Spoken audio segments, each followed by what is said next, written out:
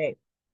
So welcome everybody to our Black Lives Living Well learning series. We're going to be talking about sickle cell disease and blood donation and stem cells.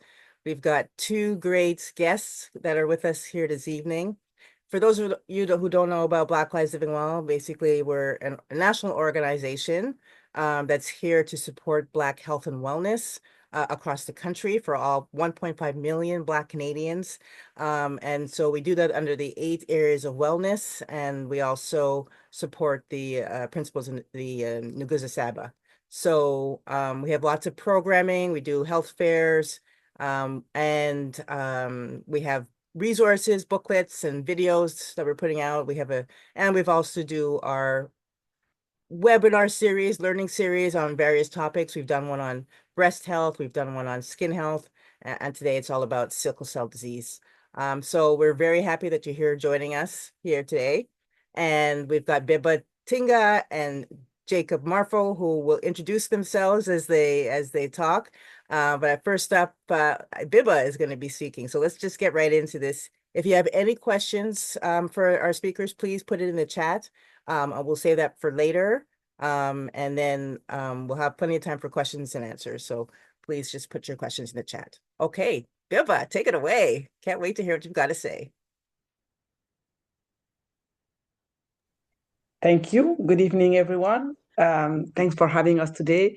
It's an honor, always a pleasure to be with the community and speak. So I have some slides. I'm going to share my screen and then we dive right into the conversation. Please let me know if you can see my slide and if. Good? Okay, yeah, you're good to go.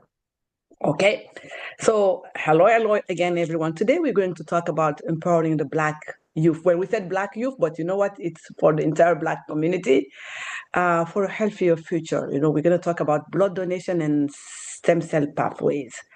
I'm going to talk mostly about blood donation, and then my dear brother friend Jacob is going to talk about stem cell. So,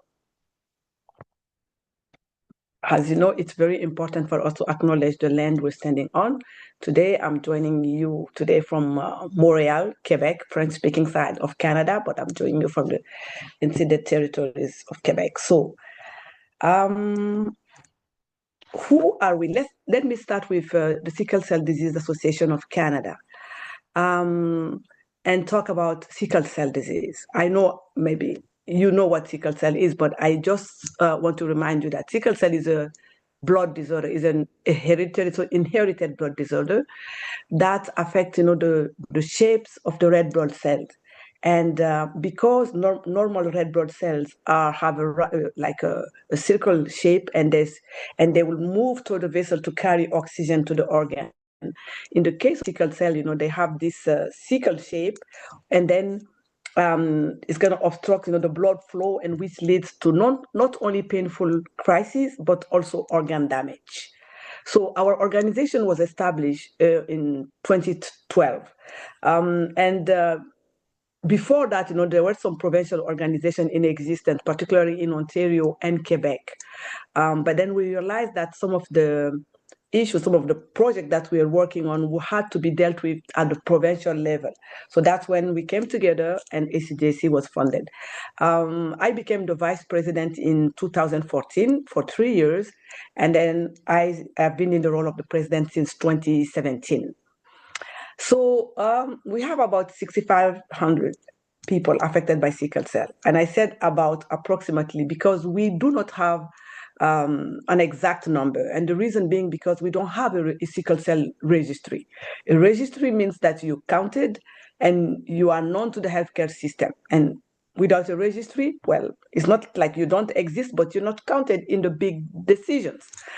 So, and as we go, you will understand why we do not have one. Now, what do we do? Our advocacy focuses on newborn screening. When SCDAC was created in 2012, I think there were only Ontario was screening for sickle cell disease. But right now, we only have two provinces who are not screening. We have Manitoba. Oh, Manitoba did start screening now. Saskatchewan and Prince Edward Island. Those are the two provinces that are not screening for sickle cell disease. So it's important to note that, our work has been really impactful in that regard. So we also advocate for comprehensive care, improve access to treatment, more research. Research is not being done for sickle cell in Canada, and we advocate for that. So when you look at this map, we want to show you where we are present. Everywhere there is, where it's red, we have a sickle cell advocacy group, a patient advocacy group working. Not all of them are members of SCDAC, which is okay, but we do have like active members in all these provinces. Things have changed a bit in Alberta, where now our partner is not a sickle cell group per se, but we work with the Ezra Marfo Cancer Foundation, and you will hear from Jacob very soon. Now, this image depicts really what sickle cell is. I want you to just look at it this way. Wherever the blood flows, you can have a crisis. So sickle cell can affect you anywhere in your body. People have, well, it starts with the eyes. Yes, the eyes can be yellow. That's jaundice, but that's not the worst part of it. You can have a complication called retinopathy and lose your eyesight, right? Anemia. Everybody knows about the anemia. That's the one that we know, the pain crisis, right? Delayed puberty, leg ulcers. It's like wounds that you have that will not heal, just like what happens with diabetes. The difference is that these ones are very painful. You have nerve pains, and strokes. So wherever the blood flows, you can have a sickle cell crisis. And it's important to mark that the majority of people affected by sickle cell disease in Canada are Black. Sickle cell is not a Black disease. It's a blood disorder, but, it predominantly affects Black people, and specifically in Canada, the majority of people affected are Black. So how do we deal with sickle cell disease in Canada? In Canada, right now, if you have sickle cell disease, live with sickle cell disease, you have two treatment options. One of them is blood. You either have blood transfusion or red blood cell exchange. And the other one is hydroxyurea. Hydroxyurea is the only drug that we have available for sickle cell treatment. It was a cancer drug. It was a drug used for leukemia, and they realized that it increased the red blood cells, so they start using it for sickle cell disease in Canada around 1995, and that's it. So if hydroxyurea doesn't work for you, you're gonna have blood. And so you understand how blood donation now are crucial for sickle cell treatment, right? Because they do help, right? Transfusion will help you manage the pain crisis, reduce the complication, increase oxygen delivery, which is the issue with sickle cell disease, and reduce your risk of infection. So our need for blood is real, right? If you have a crisis, even when you are on hydroxyurea, or you can have a surgery or something, have a crisis that will require a blood transfusion. But some people are alive thanks to regular blood exchange. And that's the case for my son. My son was born with sickle cell disease. He's an adult now, and he's been on red blood cell exchange for the past 13 years. He goes every 6 weeks to receive about 9 pints of blood. So now, what's the issue? You will say, okay, great, then there is blood, right? We have blood operators in Canada. For the province of Quebec, we have EMA Quebec. And for the rest of Canada, we have Canadian Blood Services. Yeah, and so we need diverse blood. Why? Because we need matching blood type. It will reduce alloimmunization. So let me explain that to you in very simple words.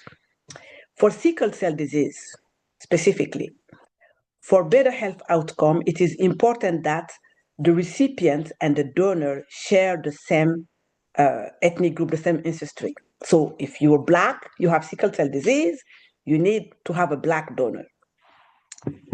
Remember that, okay? Now, this is how the red blood cell exchange happens. This is how they do it. So at the same time, they will retrieve the sickle blood, and they will give you the equivalent, so you have one arm where they're going to retrieve the sickle blood, and the other hand, they are giving you the right blood. So It's a life-saving treatment. It's a lifetime. The same way some people will take hydroxyurea, they start as young as 9 months, for the rest of their lives. That's the same way for people who are on red blood cell exchange. This is a picture of my son, actually, but it's like, I don't know how many years back when he was receiving his treatment. And at the time, here he will receive about 7 to 10 pints of blood. The duration of treatment is about 5 hours, and he will go every 6 weeks. Now it's every 5 weeks, because he's been having complication, fatigue, and so they decided that they're gonna change it to every 5 weeks. So we need to ensure sustainability of the blood supply from diverse community, and this is where we have issues. This is where it's difficult. Now, let me explain to you. This statistic is from the American Red Cross. They said 1 in 3 African American donors are a match for a patient with sickle cell disease. 1 out of 3. So that means you go, whoa. Earlier, Dr. Lisa was talking about the 1.5 Black Canadian, and that's a huge number also. When you said, okay, imagine 1 out of 3 can be a match for one of the 6,500 people living with sickle cell disease, right? Okay, now let me break it down. In Canada, we have 2 blood operators, Canadian Blood Services and Héma-Québec. They are responsible for meeting the need of Canadians, right? Including those living with sickle cell disease, for all Canadians, and also for those living with sickle cell disease who happen to be Black. So we are an ethnically diverse population. That's a fact in Canada, right? We know that. 1.5 million, it's a lot. And people of African ancestry are underrepresented in the blood donor pool. Canadian Blood Services has said it several times that less than 1% of the donors identify as Black. That's very low. That's really low.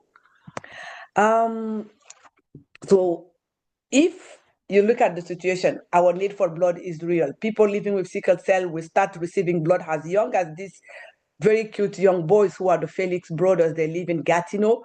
The two of them have sickle cell. And then to get to my son's age, he's 37 years old today, and he's been on red blood cell exchange for 13 years, then you know that we have to be organized and make sure that these kids and these patients continue to get the blood they need. So with about 1%, then we are like, okay, we're facing a huge issue now. How are we going to make sure that we bring the Black youth? And the reason why we focus on the Black youth is because we want to make them lifetime donors. When somebody starts donating blood at a young age, you can donate blood until you are 77, 75, even more, as long as you're healthy, right? So we have to start at the young age so that we get them in the donor pool and they continue to donate blood to support those who will need it. So we've tried so many things as, patient advocacy group. One of the first things that our organization, when we meet with staff from blood operator, the first thing they tell you, Black people don't donate blood. Black people are not donating. So we have issue. Can you help us? Well, since you guys are affected, can you talk to them about, the importance, I'm a mom, they asked me to speak up so that, say that how my son is alive thanks to the donation of people I know nothing about. And we're very grateful for it. So can you speak and share that? And we've done that. We've raised awareness by disseminating the information in community. We've been to churches, mosques, community events, everywhere, you name it, right? We've organized blood drives. We even have a PFL number. That number that you see there, if you go on blood.ca and you register under that number, what it does is that it will show the blood operators that you've heard a presentation for somebody from our community, or you've read information about sickle cell, and your donation will be under sickle cell disease, and they will know that we are recruiting blood donors in the community. And I do receive yearly reports to know per province how many people have donated under this PFL number.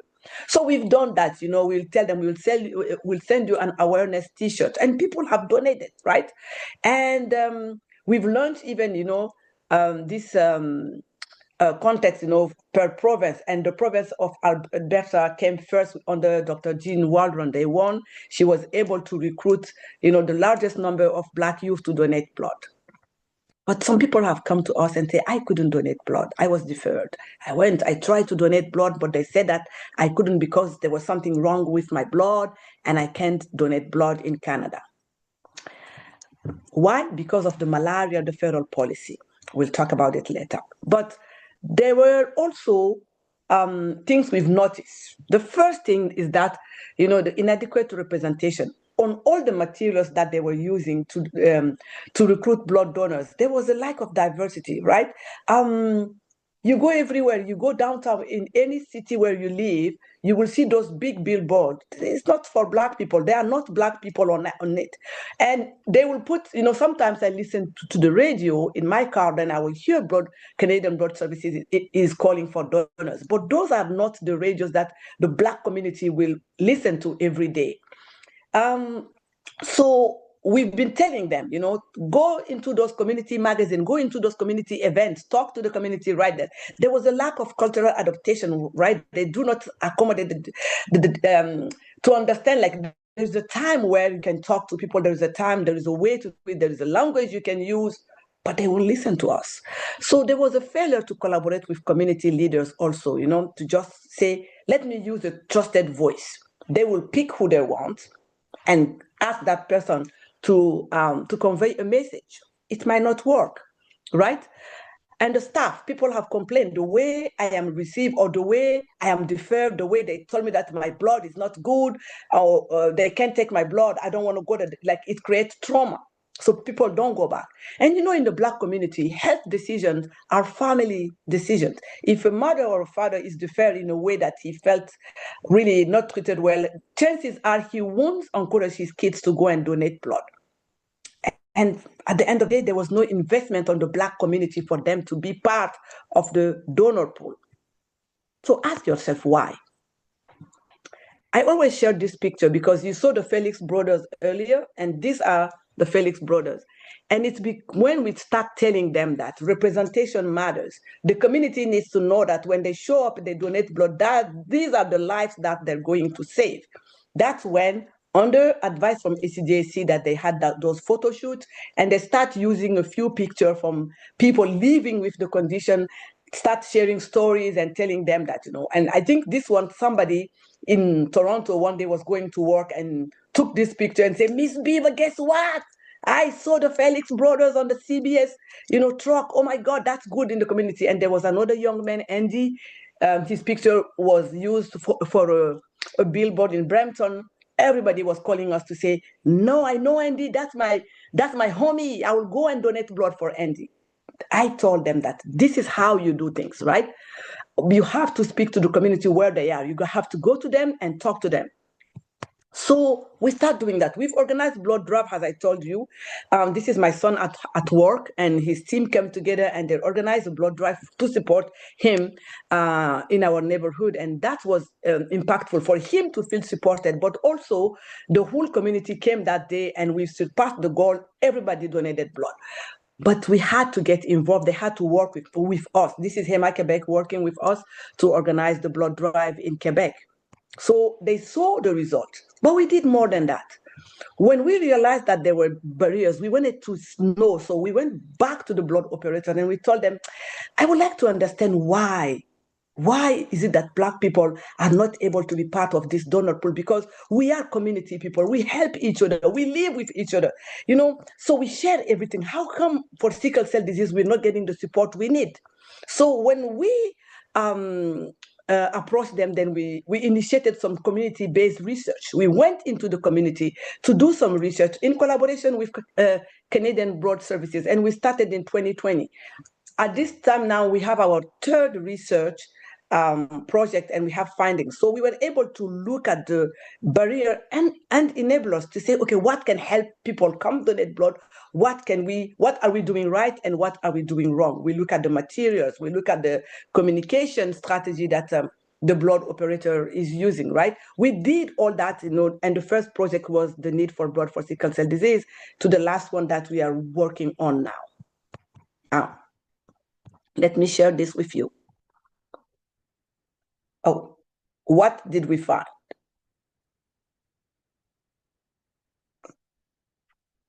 Oh, sorry. So When we start doing this research, we wanted to expand our understanding of those barriers, and not only blood, stem cell, because sickle cell disease creates organ damage. And some people, uh, we young men who had a liver transplant, right? And for example, bone marrow transplant is the only transformative cure available for sickle cell disease. If you don't have a match within your family, now with research they are doing for non-related donors, so you have a chance of finding a donor there, right? Jacob will talk about that. But what did we find? The views, sociocultural views, on donation were affecting some people, right? Some people didn't want to donate. They want the blood to go to their family members, but they can't because blood donation are anonymous in Canada. And the deferral criteria. If you've ever had malaria in your life, you are deferred indefinitely. You cannot donate blood. I was born and raised in sub-Saharan Africa. I came here as an adult, and so is Jacob Marfo. We cannot donate blood in Canada. Never. So we can't even help my son, for example, even if we want. But the irony of the thing is that we can donate plasma, but we can't donate blood. So imagine if you travel into a malaria endemic region for a while, you are deferred now. They've changed the criteria, but if you've had malaria, you are indefinitely deferred. And this is what we find really create the mistrust, within the community, because we know that if I travel to Europe, I can donate blood, regardless of the fact that I've had malaria. And also, my last malaria crisis was in July 1999, 26 years ago, and they're still saying that my blood is not good enough. So there is a test. You can test, the same way they were able to implement some tests for men having sex with men to donate blood. We tell them, why don't you do the same thing and get our blood? Well, policies. And to change a policy, it takes a lot of work, it takes advocacy, and that's what we've been doing, right? So we keep pushing, we keep presenting the report of our result, but we did more than that. Because the consequences are heavy on the community, right? There are higher deferral rates. There is this limited donor pool, and there is it creates a lot of delays in the treatment because people are receiving blood, but if they don't get a close match, they can have reaction. My son has had reaction, and I've seen he almost died in front of me more than once. So it's important that we get the close match. And this stigma that is putting on the Black community, making us feel like our blood is not good enough, it's just unfair. So we need to be present. We need to diversify the donor pool so that we support not only people living with sickle cell disease, but a disease can happen anytime in your life. And what if you need somebody? And you will hear from Jacob's story how important it is. So we came together, the Black community came together, and we created this national coalition against anti-Black racism in donor protocol. In Nova Scotia, we have Dr. Dryden, or Missouri Dryden. We had the Interdisciplinary for Black Health. You can see the logos here. The Black Physician Association, SCDAC, Jacob Marfos Association, we all came together and we created this coalition. We sent letters to the Minister of Health, we sent letters to CBS and HEMA Quebec. We wanted to meet with them and see how we can work and resolve this issue, because if a test is available in Europe, they should be taking it. I know I have 2 minutes left, so I'm going to go quickly to the conclusion. Sorry, what did I do now? So we created the coalition to advocate because we need effective change. We've done our part as organization. We've done the research. We've talked to the community. We've recruited within the community. But the biggest barrier that we have is the malaria deferral. We have to remove it. If you've ever had a malaria, if you cannot donate blood, then how are we going to be able to support the majority of people coming from the Caribbean, West Africa? Everybody has had malaria. It's like saying that anyone who has had the flu in Canada can't donate blood. That's but and malaria is treatable, by the way. Even if you get malaria, it's treatable. So we don't understand what's the hold on that, how they're focused on, there is a risk, I've even been told by a physician from CBS that, the virus will stay for 14 years in your blood.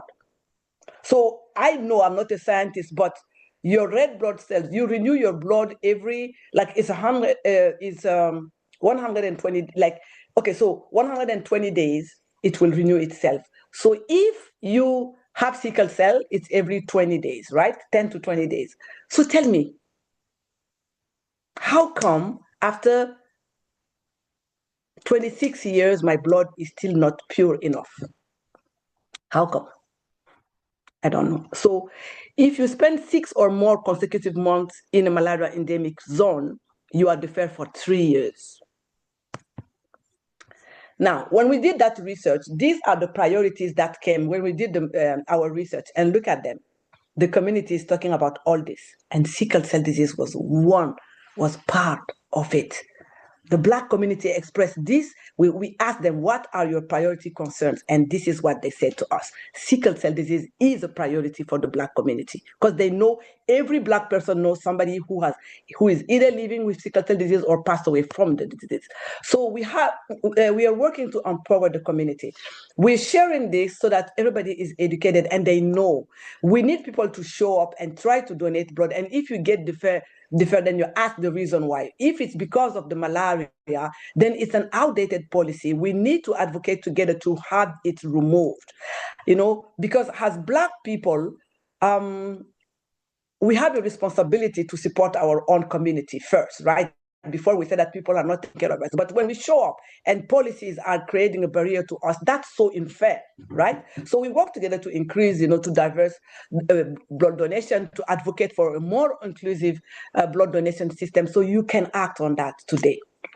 Yes, you should donate blood. If you've never had malaria, either you were born here or you were raised here from a very young age, you should be donating blood.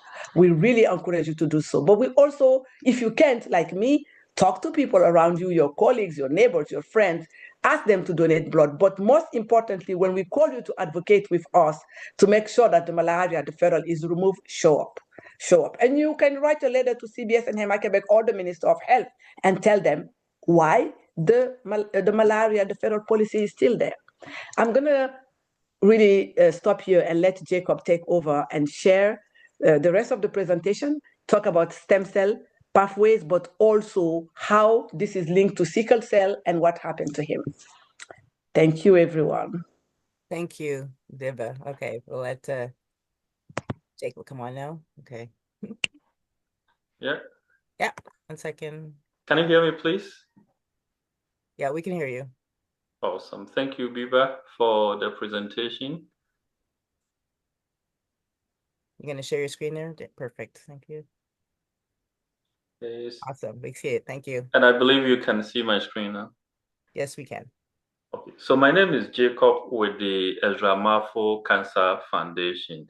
And today I'm going to be talking about blood disorders and the stem cell registry, link that with the stem cell registry. And before even everything, this is our web page, and I want you to see the web page, and this is Ezra on the web page. And the reason for showing this is my son who is no longer with us. So a little bit of history also.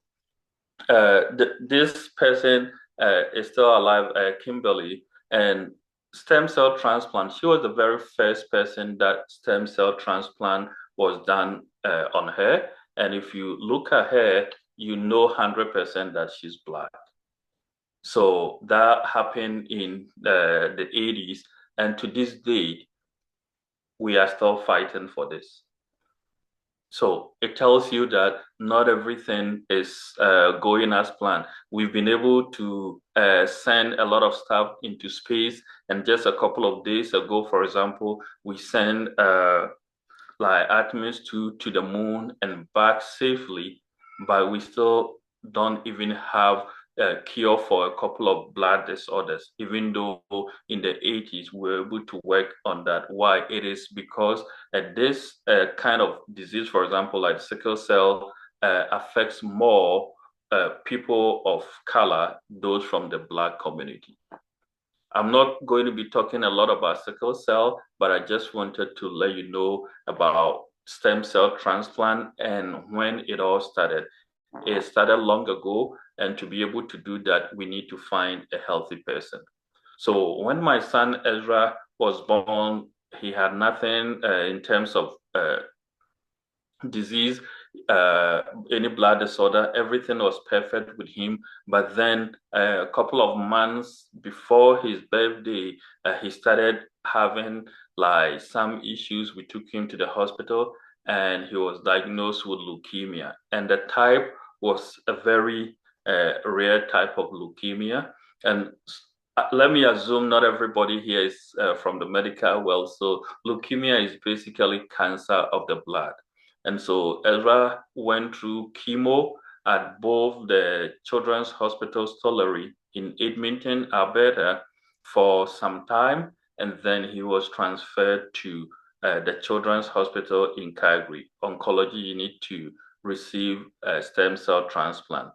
Unfortunately, we could not find a perfect match for Ezra.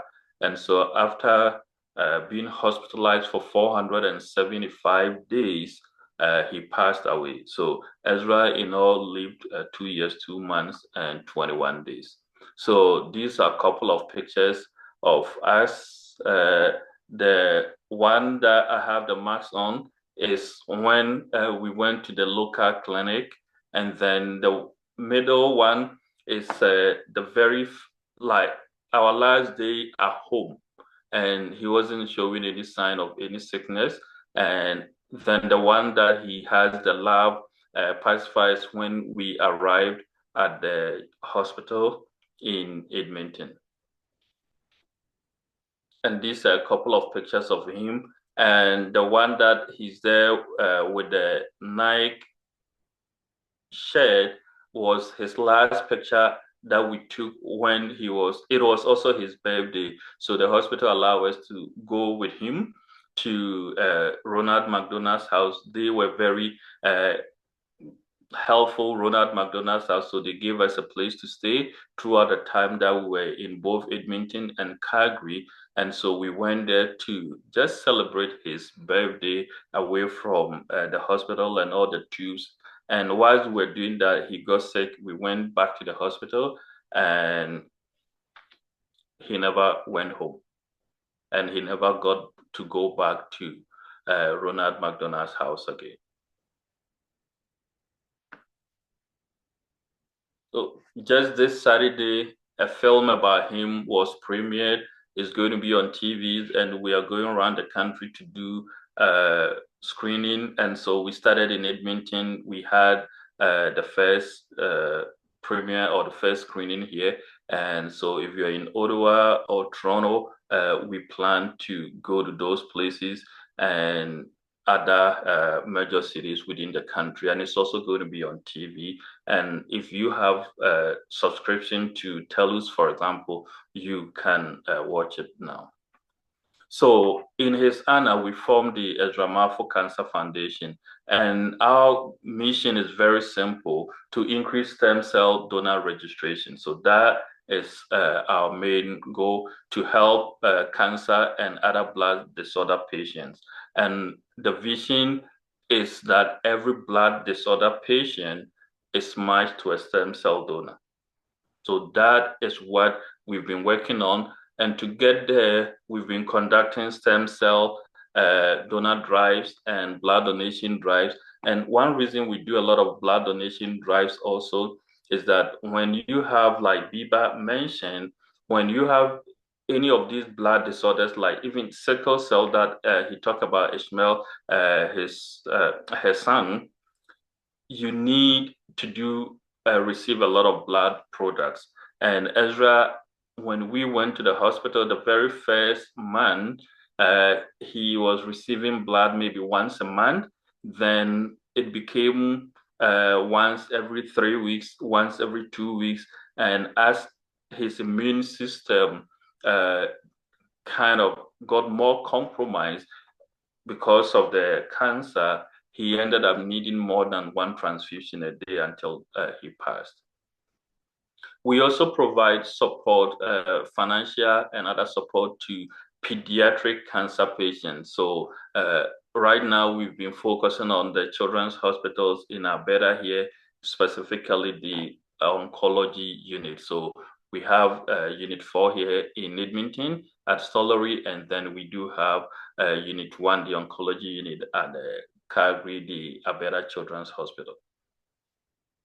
And one thing that is, a couple of things are common between the Ramaphosa Cancer Foundation and the Sickle Cell Disease Association of Canada.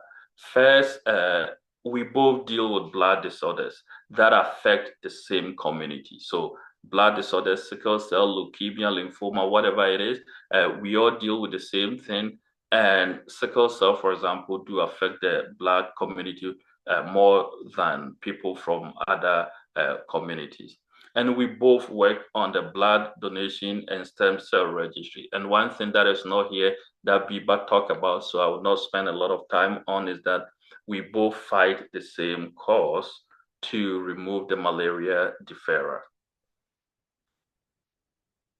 So I've been talking about stem cells, and Biba also did talk about stem cells. So the question is, what are stem cells? So stem cells are basically like they are the raw materials of the body. So stem cells are raw materials of the body, and they can become, or they can differentiate into different cells.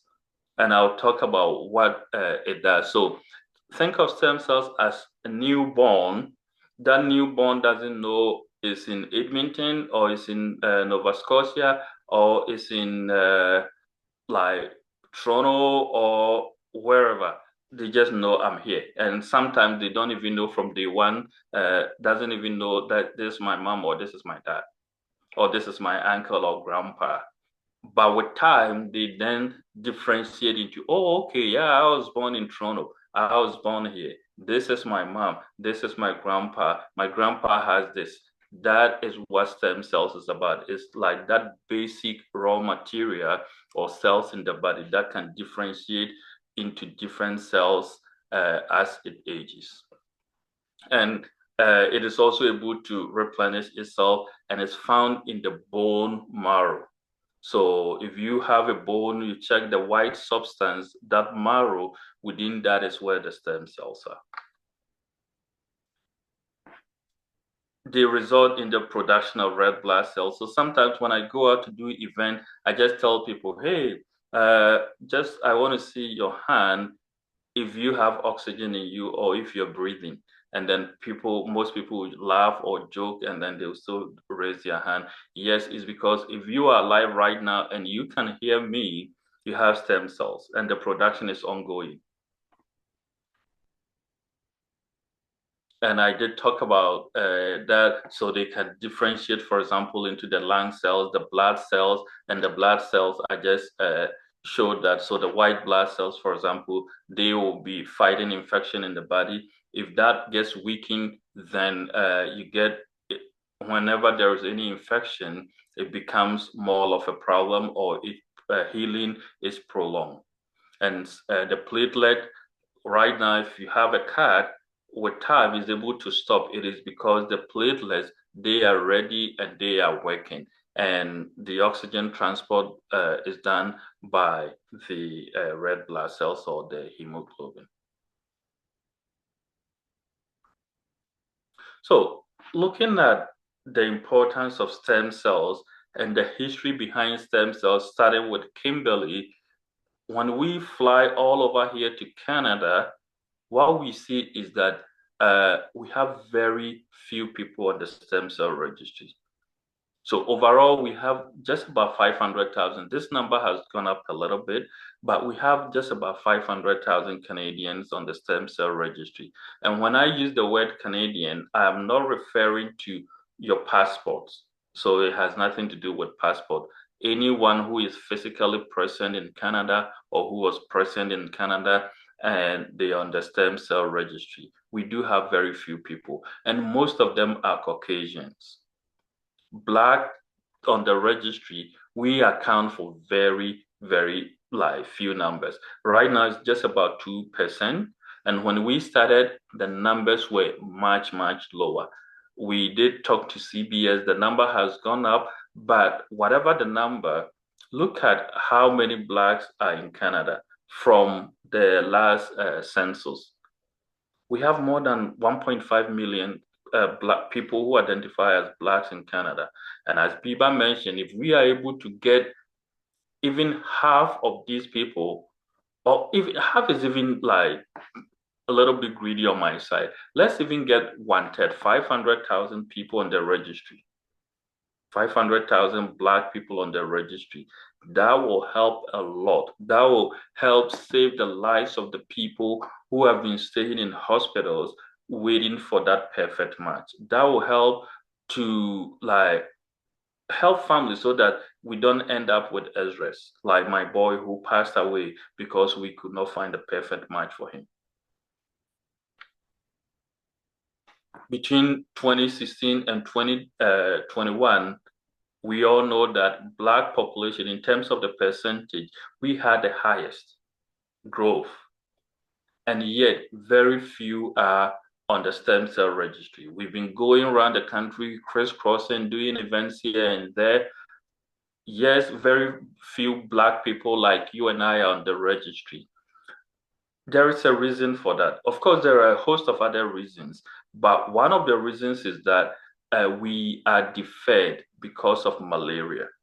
On paper, it doesn't state Blacks are deferred because of malaria, but when you read between the lines, you know why we are not allowed to. It's because of the malaria deferral policy, which affect disproportionately people from the Black community. I am a plasma donor. May 9th, I'm going to donate plasma, but I can't, even though I don't have malaria, and the red blood cells are not going to live in my body forever. I am still not allowed to donate whole blood. I have donated stem cells twice, and I'll show proof of that as I do the presentation, and yet I cannot donate whole blood. So these are some of the things that are preventing the Black community from getting onto the stem cell registry and also becoming blood donors. Because as Biba mentioned, when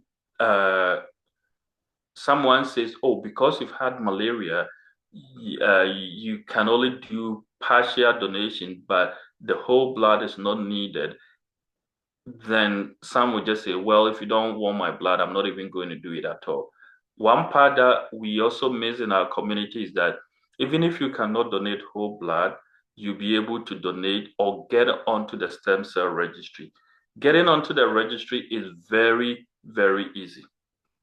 It is very easy. All it takes is a simple cheek swab, and I'll try and demonstrate that if I'm not out of time.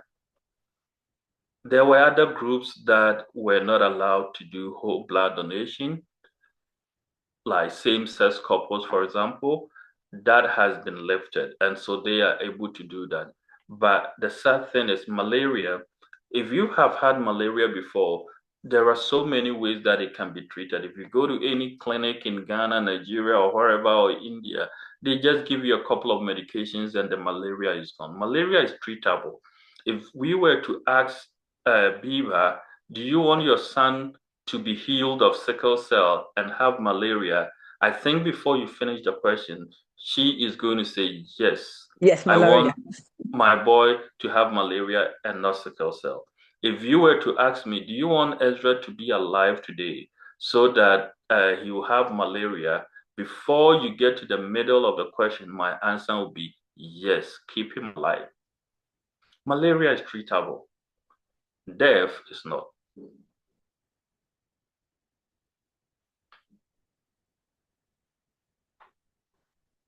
I've talked about this. So this is what we want. I don't want to dwell on the deferral and all those kind of stuff because Biba has talked about that. But this is what I want everybody to take home here. Most of the diseases that are rare, they are genetic. And sickle cell is one of them. And sickle cell affects our community. When my son, he did not pass away from sickle cell. He passed away from leukemia. But when Ezra was in the hospital, there were other patients of different ethnic group or race that were also there. They also needed stem cell transplant, and they found matches, and that is awesome. But Ezra did not, because there were very few people on the registry. Very, very few people on the registry.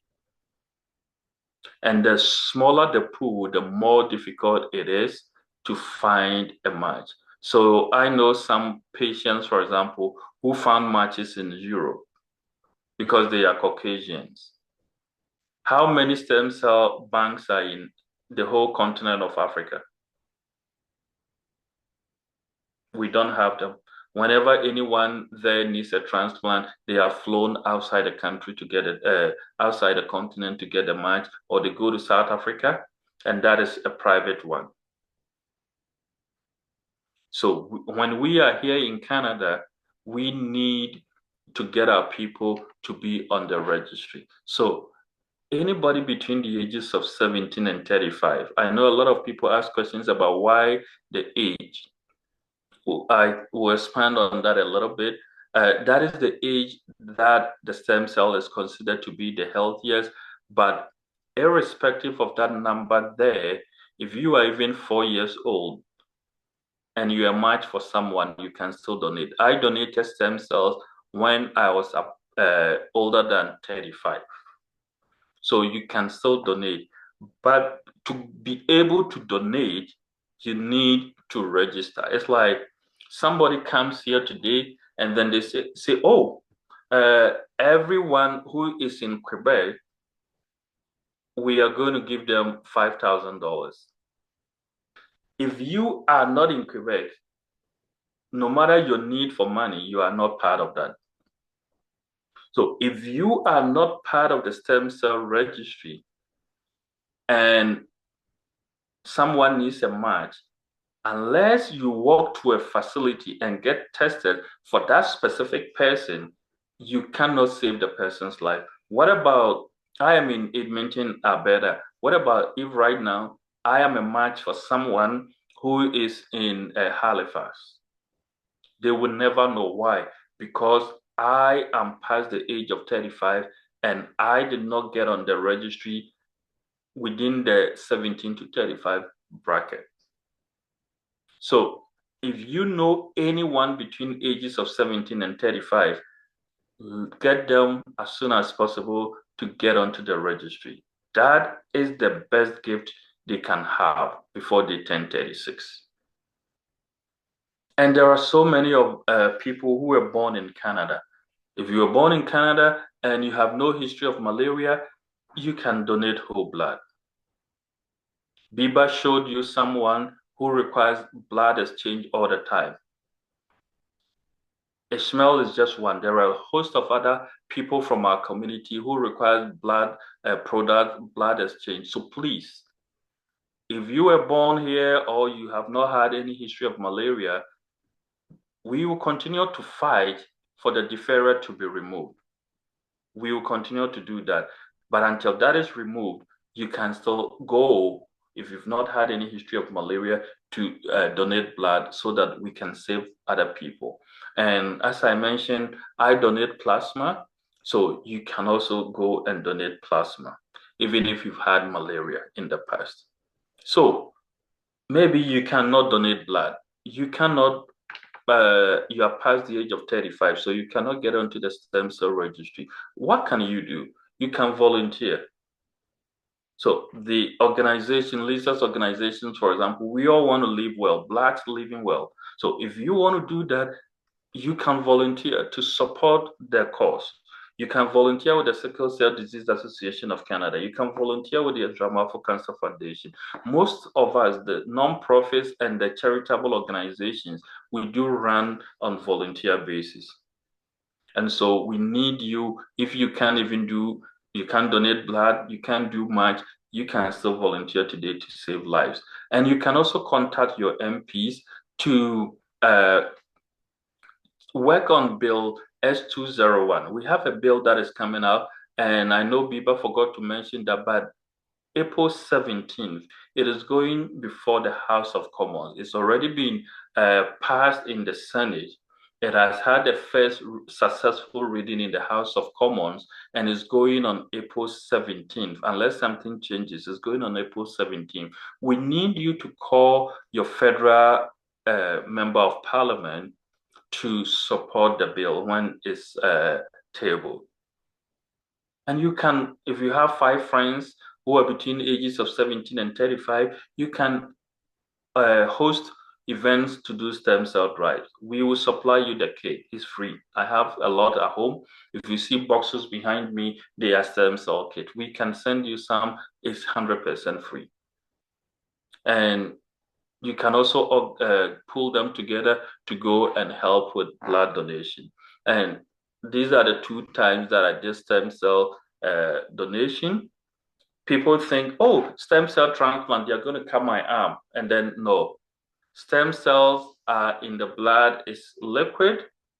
And so they extract that from the blood. You get the other cells back. You get your plasma and your hemoglobin and a host of the other cells. You get everything back. Only the stem cells are taken. So you can be watching YouTube whilst you still do the stem cell donation. And right now, what we are even doing is just signing people up. And all it takes is just a cheek swab and you get onto the registry. It's not going to even take 10 minutes of your time to do that. So I'll end here, and these are pages. You can follow us, you can contact us if you have any question. You can always reach out to us using any of the mediums here.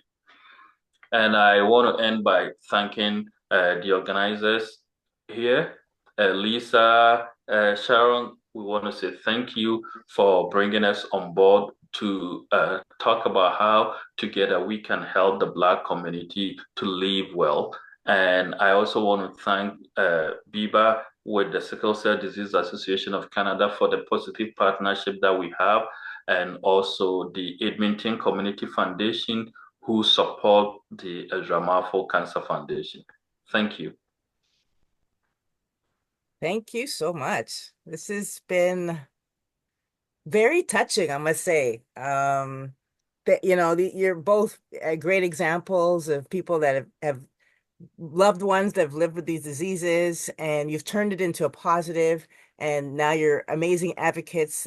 We feel the passion coming from both of you. And it was just a really informative presentation. So thank you so much for that.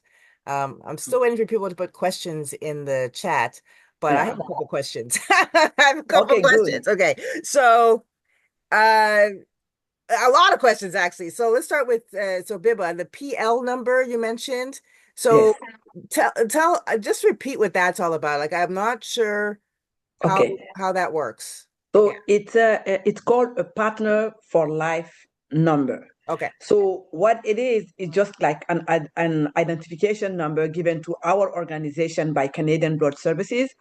It does not apply to the province of Quebec where I live, unfortunately, because it's Hema Quebec, but all across Canada, that number is effective. So when you want to donate blood, you need to take an appointment. You have to go on their website, blood.ca, and then you search an organ, like you take your appointment, but you register with that PFL number so that your donation is directly attributed to sickle cell disease. Hey, love it, because so that's what we've done. And at the end of the year, I receive a report per province to say 10% from Nova Scotia, 10%.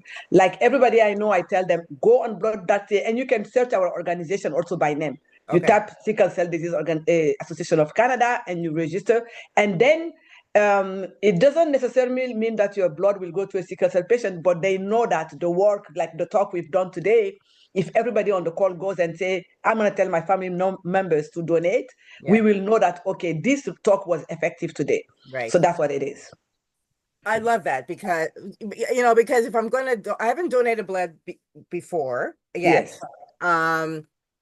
I don't have a problem. I've never been afraid of needles or anything, but it's a reality that a lot of Black people have a hard time finding the vein on our skin, right? And then they blame us for bad veins when in really the case is that they're poorly trained, right?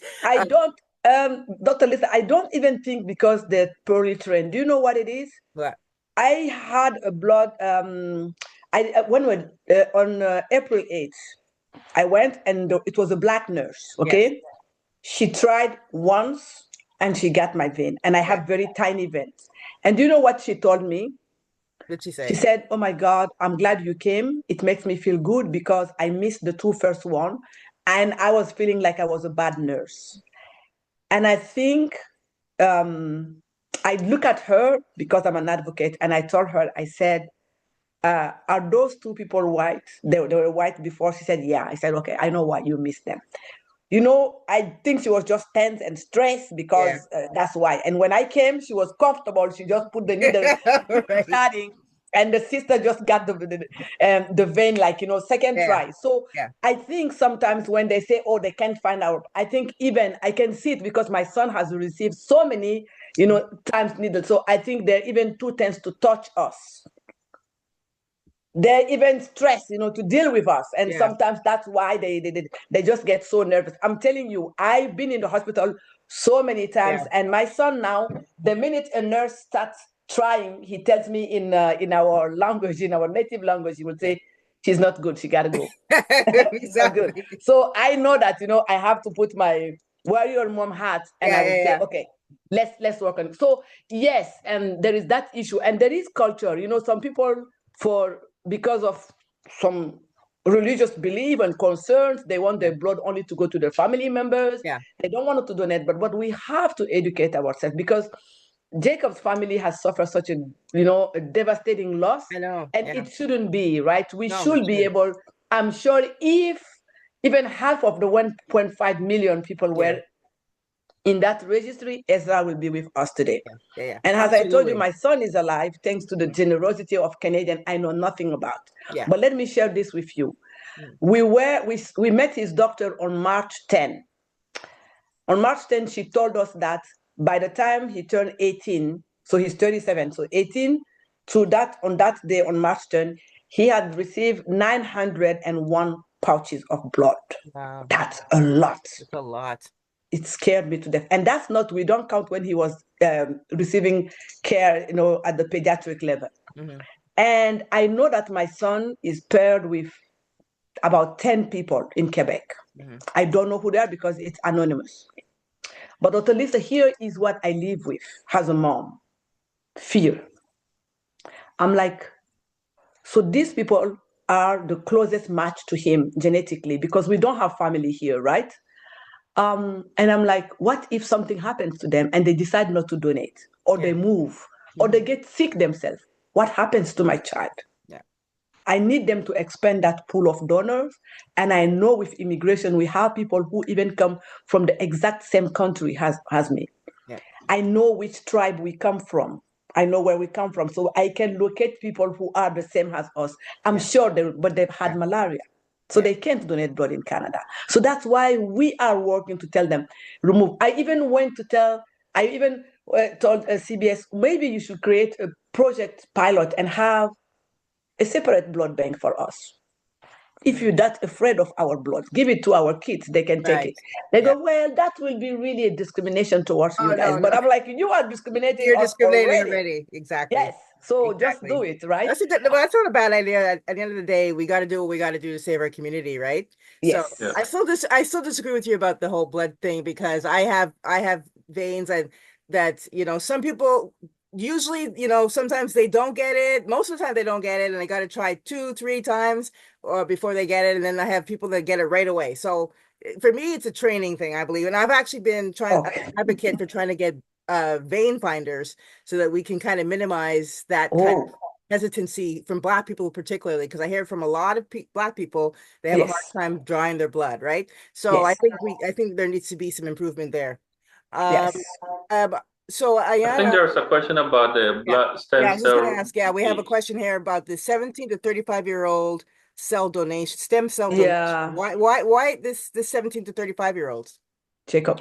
So yes, so the current policy in Canada is 17 to 35. Other countries is like 18 to 30, 18. So Canada more or less has the widest age gap to get people to register. And it's two reasons. One, at that age, the stem cells are considered to be like the strongest. Yes. So that is the main reason for the registration. But this, the 17 to 35 is not donation. So we have registration and we have donation. If you are 60 and you're already on the registry and someone needs a match and you are the match, you'll be asked to donate to save the person's life. If you are 64, you'll be asked to do that. But if you are not on the registry and you are 36, you cannot. You cannot. The chance is even gone. So the 17 to 35 is the age for registration, but donation can start as a day-old baby. For example, my daughter has the cord blood donated and she was day-old. So you can do that from a day-old to when you are 65, but you need to register between 17 and 35. And all it takes is a very simple cheek swab and you're already on the registry. I will demonstrate that. That's what I was gonna say. Can you demonstrate? Yeah. And while you're getting the kit, I think it's important. Like, for example, my daughter is on the stem cell registry, you know, because she knows how important it is, and she's a Black youth, and she is on it. She's never been called to serve anybody's life, but she's there, right? She might do it one day. Right. Yes. Okay, Jake, you want to? Yes. So this is all you need. So we've sent you this. It's 100% free. Okay. It's prepaid. Perfect. And let me say something before I even demo it. When we started, CBS mentioned when they send this out to some people like you and I, we don't mail it back. It's prepaid, but we don't drop it in the box. And I doubted it at that time until when Ezra was in hospital and people said, oh, I'm busy. Can you give this to me? I'm going to do that. And I recorded all the numbers. And all the non-Black people mailed yes. And I had only 2 people who said they are going to mail it. At that time, they actually dropped them in the box. There are Canada Post boxes everywhere. It's 100% paid. So now when anyone tells me, oh, I'm going to mail it, I say, oh, yeah, don't worry, it's going to take 2 minutes of your time. So anyway, let me just do the swab and I'll take it. I guarantee myself I'm going to mail it. I don't trust that. That's so sad. You put it at home and then 4 months later they see it. Oh, okay, yeah. So this is what you're going to get. There's a QR code here.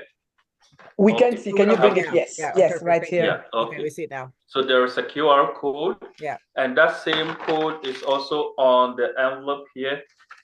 So I'm turning off my light for 1 second. Okay. Yes, good. So then, there is the code here. That is also there. Okay.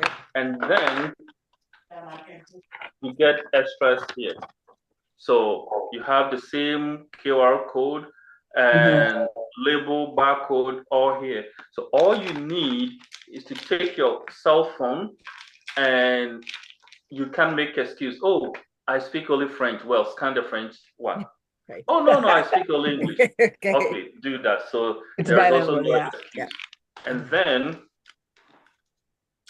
this is all sterile. Yeah. So you put of all the barcodes here, you just take one and then you stick it to this. Okay. That's and the directions, everything is there. You stick it to that so that it doesn't get lost. Okay. In the pouch. So that's basically it. And so this is ready. You swap. Yeah. That's how you 20 swap. 20 seconds. That's it. So seconds. That's 20 it. Seconds. 20 to 30 seconds. It's not painful. It's not painful. It's not painful. I did Yeah. I did the same COVID. That was worse. Yeah, the COVID test, exactly. The COVID test is worse than this. Yeah. It doesn't go through the nose. It doesn't go all the way into the throat. It's just a simple cheek swab. And when you finish, you put it inside here and you can see the drawing. So yes, you have the barcode This is the this it has the direction. So this is the barcode portion, and then the tip also is there. So all you do is just that way. Let me put one actually inside. You put it on the A, but I just want to So that's it. Yes. So you have your the tip, and then you have the code. That's all. That's it. And you mail it. Yeah, you mail it back. It's prepaid. It costs you 2 minutes of your time to save people's life. Okay. So please. Yeah, it's pretty. So if you are between 17 and 35, get on the registry. We'll make sure to have some available at our Black Health Fair in October. Yes. For sure. Make sure you send us some, and we'll have it at table for that. So we get all the 17 to 35-year-olds. That's an easy ask for us to do. Yes. Yes. I think it should be in every event we do. There is always Jacob is there. Yeah. There is always a kit, and people are, free to do it. But I think we should be talking to all the Black youth and tell them just, swab and send it. Yeah. And then, you know what? You still have the option to decide when they call you, if they ever call you. Exactly. Yeah. It doesn't mean anything. Just being in the registry, you're there when you're young, before you pass that age limit that is there. And then sometimes they might never call you, really. And this is why we have the blood donation, as part of the bill S201. Jacob, actually, I didn't forget. I wanted to talk to you about the bill at the end. So we have this bill, calling for a national framework for sickle cell disease in Canada. And the bill has made its way from the Senate, now has passed, and we've had the first reading in the House of Commons. And on Friday, April 17, we're going to have the second reading. Yes, this Friday. Yeah. The second reading, in the House of Commons. And after the second reading, normally it will go to committee before it comes back for voting. And if it goes successfully through that process, it's going to become law in Canada. And one of the points, there are 9 points in that bill, but one of them that is really direct to this conversation is that it's calling for working on getting a diverse blood pool in Canada. Okay. Right? So it includes removing the malaria deferral, raising awareness, educating the community so that they register to get into the stem cell registry, right? And of course, removing the systemic barriers. So we're working on that.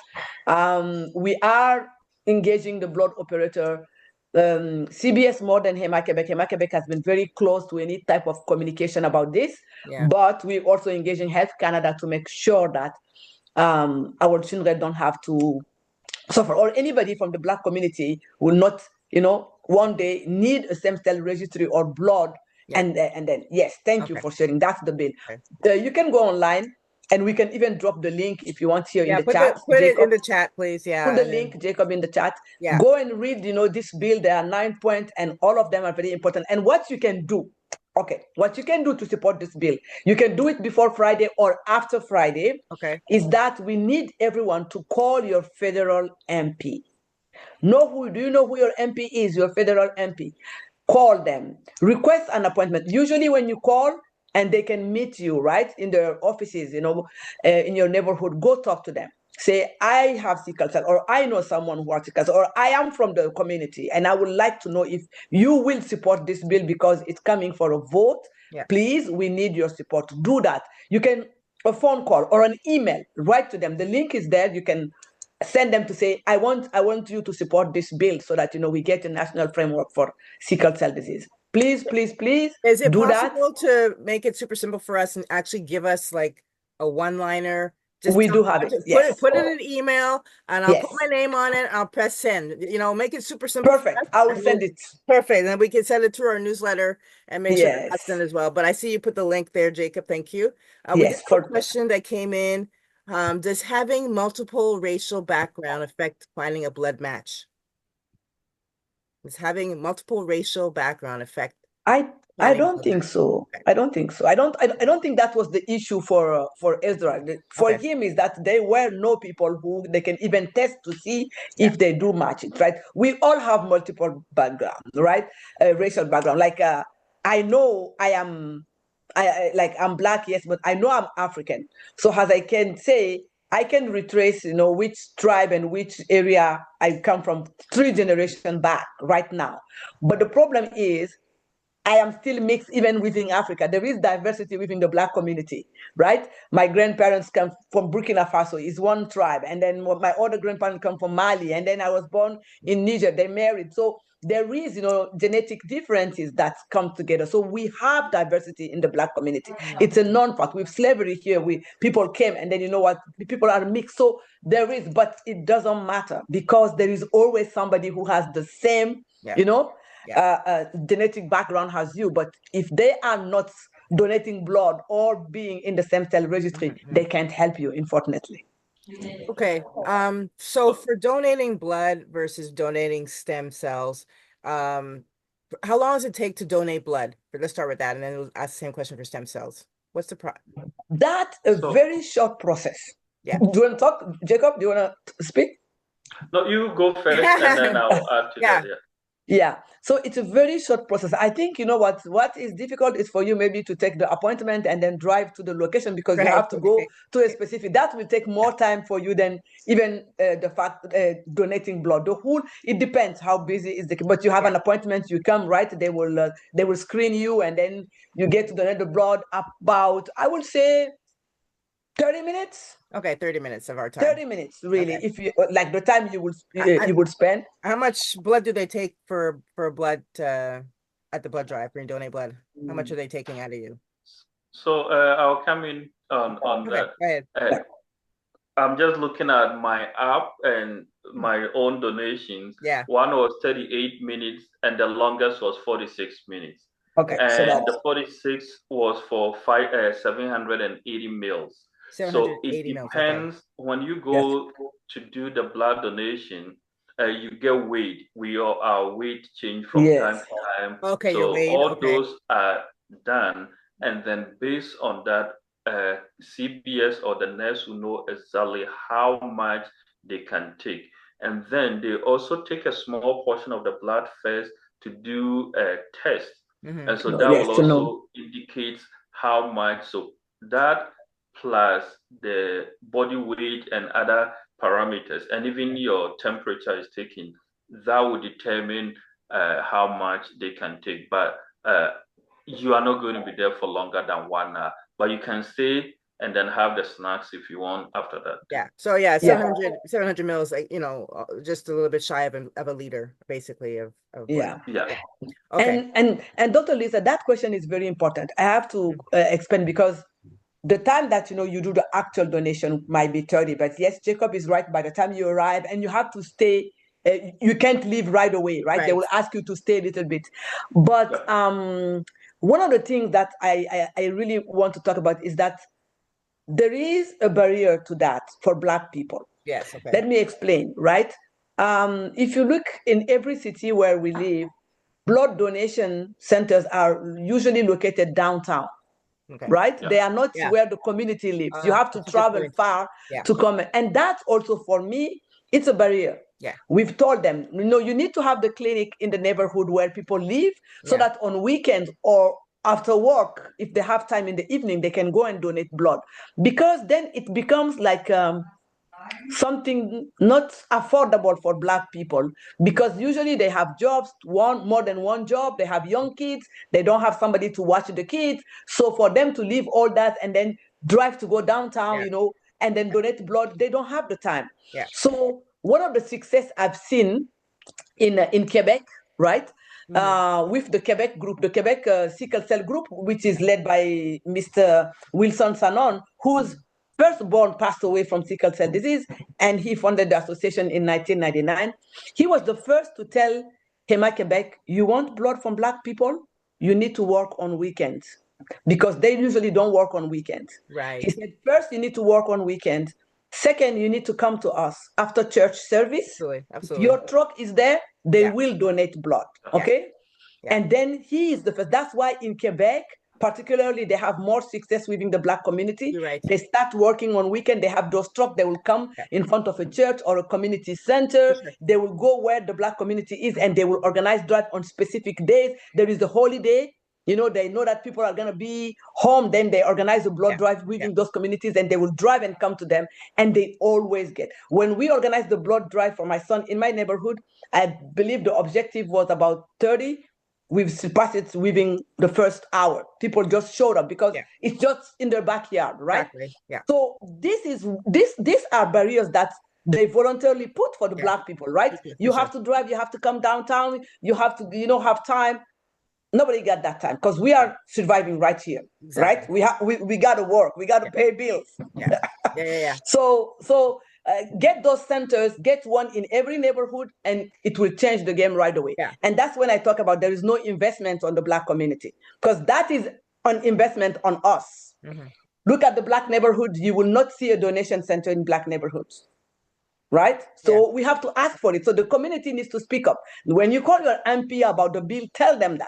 We would like to have a donation center close to us so that we can donate blood and save sickle cell life and be able to get there. Because you can get there and swab, right? Jacob, you can get into the donation center and you can swab to get into the stem cell registry. They have not been doing that, but they recently started. And so May 9th, for example, we are organizing a blood donation, and then the boxes behind me are stem cell kit also that we will be using. So people who are donating blood, they can also get on the registry. And it's not going to affect your ability to donate blood or anything. And then not this. Jacob and I are not on HEMA Quebec or CBS payroll, by the way. I know. We're here. We are not. We're here. So it has to be clear. No, but you're right. For the community. Right. It has to be it has to be culturally competent, culturally, relevant and responsive to our community. And I mean, here I'm coming from you here in Halifax, and we have lots of different ways of meeting the Black community, going to the Black churches, going to the different Black communities to do stuff like that as well. Also at our health fair, we will be having HEMA Quebec, which will be there doing a blood donation. We had that last year, and we'll be doing that again in Montreal in October. So that's the first Saturday in October 3rd. So we'll be there again. So yeah, I will be there too. Yeah, you were there with us last year. You'll be there I was there last year. And you should come, Jacob. We'll have to get Jacob to come all the way from Alberta. Yeah, this is a great meeting. Like already we're meeting from different provinces. Jacob is all the way in Alberta. You're in Quebec. I'm in Nova Scotia. So we're already national. So can I say something? Yeah. On this call today, I see that we have somebody who lives with sickle cell.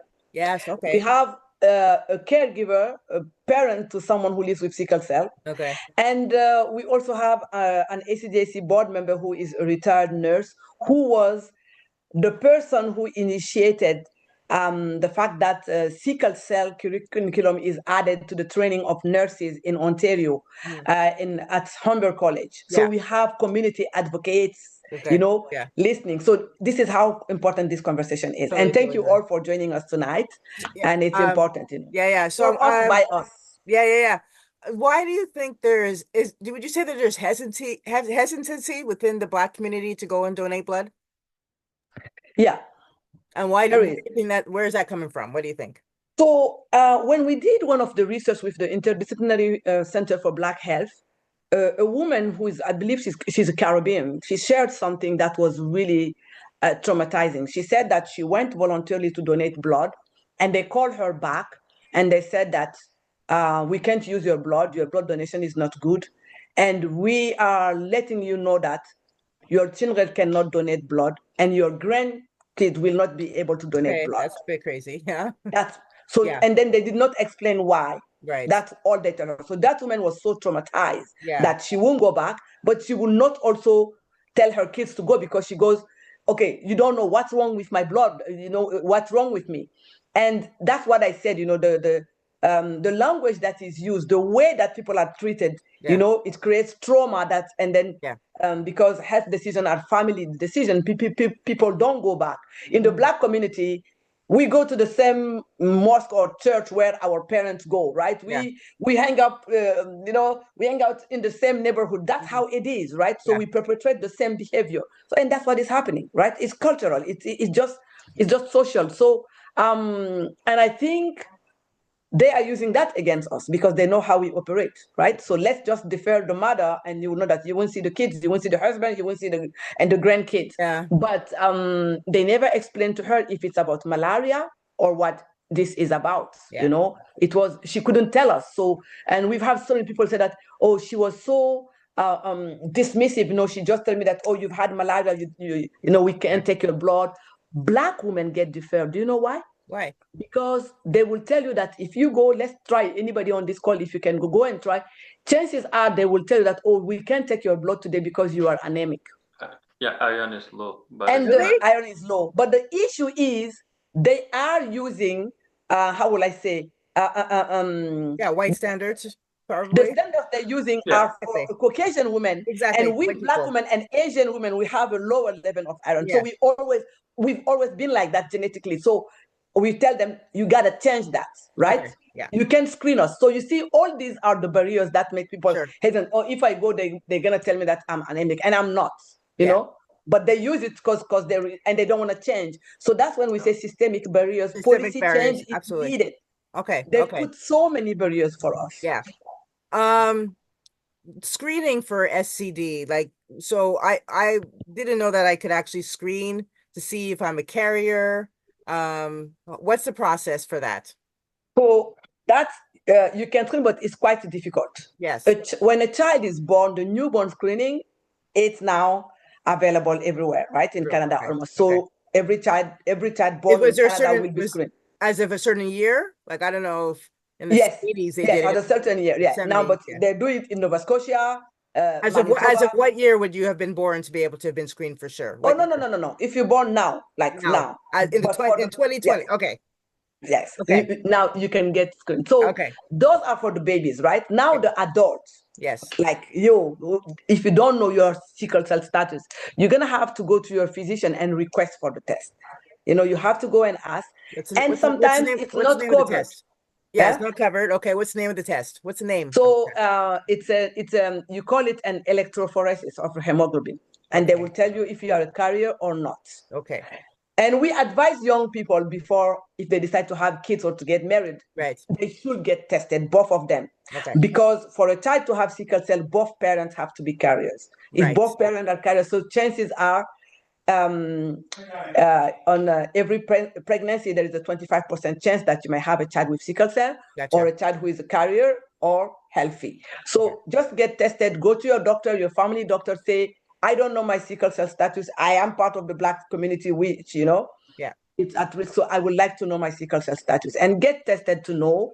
It's the best gift you can do for yourself, because living with sickle cell disease is really, really tough. Yeah, not an easy life. Okay, we have about 5 minutes left. I have a couple more questions. Okay. So we talked about getting blood donations and the length of time that was. What about stem cell? Because from what I understood, Jacob, you're saying that the stem cells are found in the bone marrow. So are they actually going into the bone marrow to retrieve stem cells, or is it just a simple blood test as well, or blood drawing as well, I should say? So for the stem cell, this, as I explained earlier, is to just register. And so when you are on the registry, if someone is a match, they are going to call you, hey, you are a match, for example, hey, Dr. Dennis, Lisa, you're a match. Do you want to save someone's life? Yes, no, let me think about it. Right. And if the answer is yes, then they take another blood sample, just very small blood sample, to check and ensure that this envelope, the content did not come from Biba.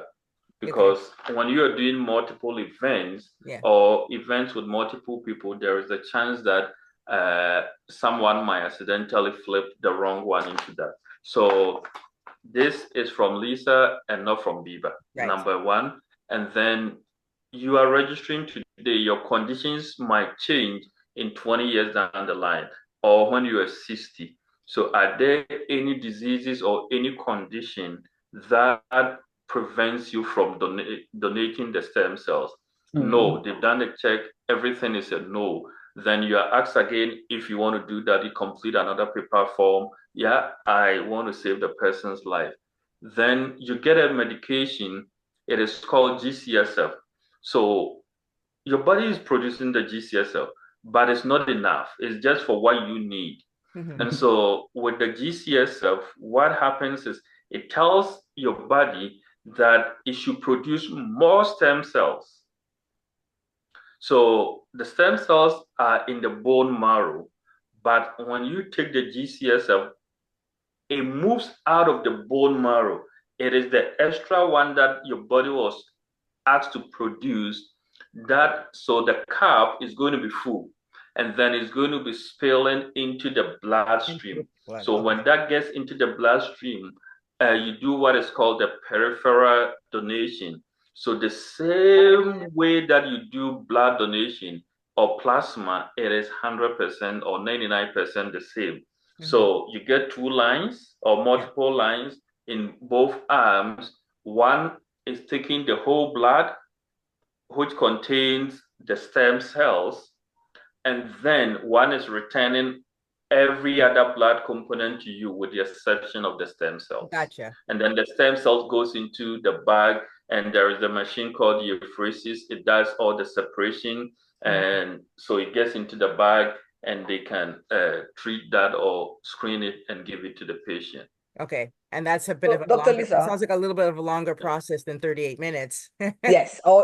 Yes. That is the yes. So how long it takes to do the actual donation depends on the weight and the size of the person. So when I was doing it for Ezra, they did like precision calculation. So this is what you need is going to take you this amount of time, and we will need about 3 million cells the first time, and then the second time we will need 13 million cells, and the machine is able to determine all that. Okay. Yes. It took me a very short time because I am taller and weighed more than Ezra.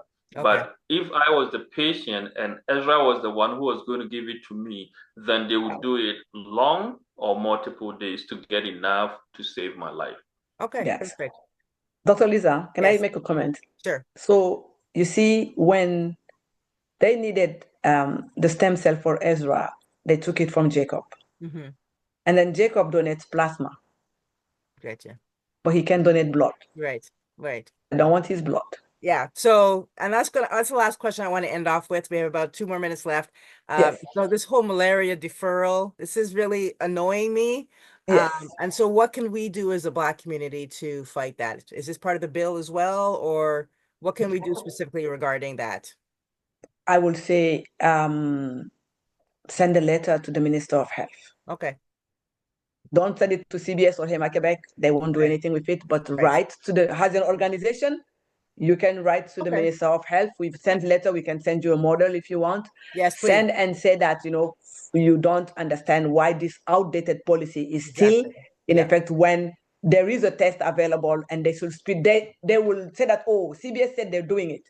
Okay, but let them speed the process because people are dying in the meantime. Absolutely. We need to remove it. Yeah, absolutely. Okay. So write to the Minister of Health. Okay, so yeah, if you give us a model letter, yes, we will do that to support you. We So will. yeah, this has been a very informative, fantastic webinar. We've had some comments, everybody saying it's a fantastic, very informative. So thank you, Biba. Thank you, Jacob, for sharing your knowledge and your passion with us. And again, just to let everybody know that Black Lives Living Well is an organization here to support your Black wellness and health. Anything to do with the 8 areas of wellness, the Nguzo Saba. We are here to support you in that for all 1.5 million Canadians. Please spread the word about our organization so that we can have, just get the word across so that we all deserve to live happy, healthy, long lives. So please spread the word. And also give us any feedback. You can email us at info@blacklivesandwell.com. Feedback on any other topics you want to hear about. We'll find the speakers for you and do exactly what we did tonight.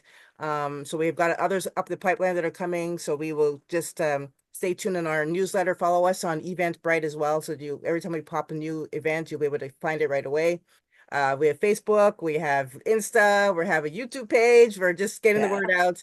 So please, we've got an Etsy store. Please buy some. We should get the t-shirts. Yeah. Buy some t-shirts, buy some mugs, buy some hats, buy something. All that money goes towards the organization. We are destined to become self-sufficient. We don't have to rely on grant money all the time. Support our store. You get some cool gear and spread it, and you just feel proud about being Black. So until next time, We will see you. So thanks so much for joining us, and have a great evening, and take care of yourself. Be well. Thank you. Thank you. Thank you. Bye, everyone. Bye-bye. Bye. Bye. Bye.